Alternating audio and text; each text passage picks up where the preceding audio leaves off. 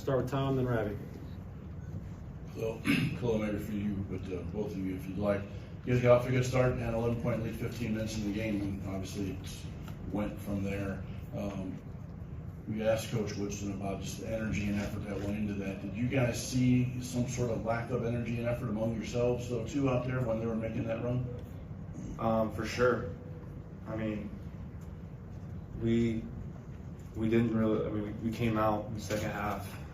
I mean, we had a 4-point lead going into the half, and we weren't playing well at all. I mean, and then we come out in the second half, and it's the same thing. We're just not playing hard enough and smart enough on the defensive end.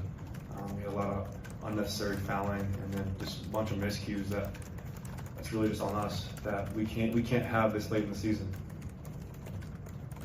Jeff, then Zach. Yeah, Trey, just wanted to get your thoughts. They hit 12 threes, shot better than 50% from the arc. What do you see as the issue there? I mean, I think I think they're shooting around 29, 30% for the year, and to shoot that well, obviously we're not making an impact on them enough.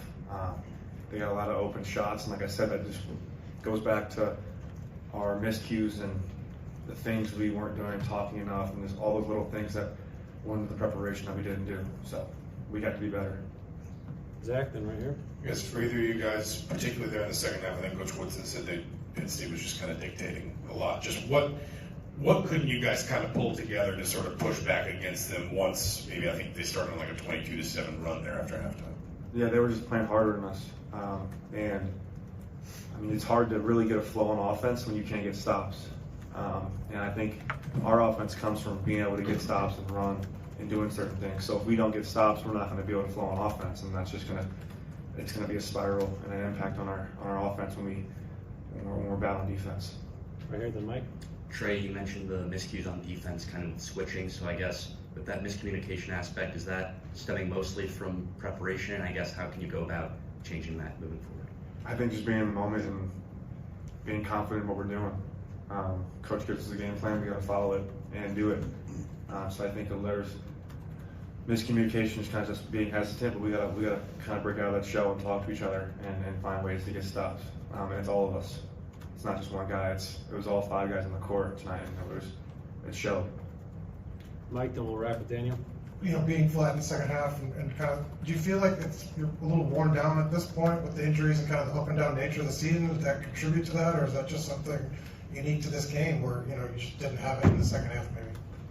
I mean, I don't think so. I mean, we prepared the right way, and we knew that they're going to come in here and try to play physical and do all the little things to try to kind of throw off our game and kind of mix it up. But like I said, at the end of the day, it's just us playing harder and smarter.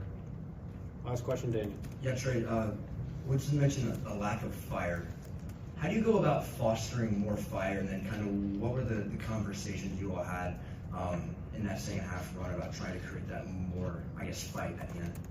Yeah, I mean, when teams go on runs, you got to really find ways to come together and get stops. They're hitting some tough shots, but still, if you give them confidence early, they're going to kind of get in the flow, and that's what they did. So I think just us really kind of coming together and all 5 guys on the court coming together as one. That's the biggest thing we need to do, and we didn't do that today. Thanks, guys.